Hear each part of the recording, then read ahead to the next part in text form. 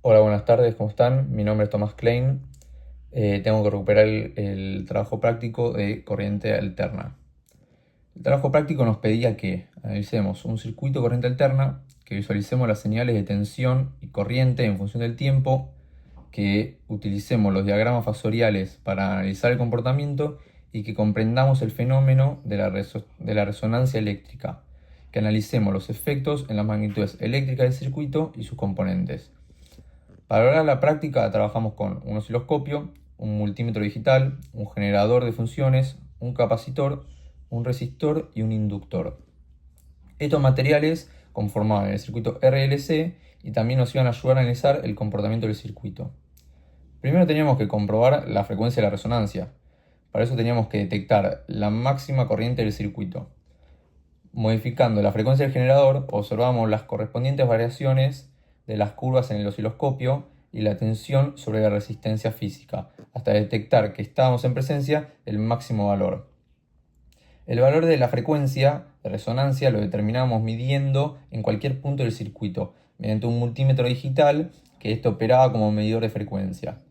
Después teníamos que comparar las fases usando figuras de Lissajous. Cuando las dos tensiones se encontraban en fase, debíamos ver una recta pendiente a 45 grados. Ambas tensiones deben encontrarse en fase a la frecuencia de resonancia y si se mide la frecuencia del generador con un multímetro como en el método anterior. Luego deberíamos comparar las relaciones de fase usando el modo dual. Para eso debíamos colocar el osciloscopio en el control mode de la posición dual. Esto debía causar que se dispare en el barrido en el canal I2. En el canal I1 debíamos observar la tensión de los bornes de resistencia física. En el canal I2 observamos la tensión del generador y ambas tensiones debían encontrarse en fase en la frecuencia de resonancia. La frecuencia del generador la medimos con un multímetro, tal como en el método anterior. Utilizamos un multímetro digital como voltímetro, midiendo las siguientes tensiones de la frecuencia de resonancia. Medimos la tensión salida del generador, la tensión sobre la resistencia física, la tensión sobre el capacitor y la tensión sobre el inductor. Como estos valores son medidos con un voltímetro que responde a valores eficaces de tensión alterna, los valores son eficaces. También medimos la resistencia interna del inductor. Con los valores que obtuvimos y completamos las fórmulas y las tablas que nos proveía la guía del TP, con esos valores pudimos hacer los siguientes gráficos. El gráfico de tensión y corriente en resonancia, el gráfico de impedancia resistiva en resonancia, el de tensión, corriente en inductivo, el de impedancia inductiva, el de tensión, corriente en capacitivo y el de impedancia capacitiva.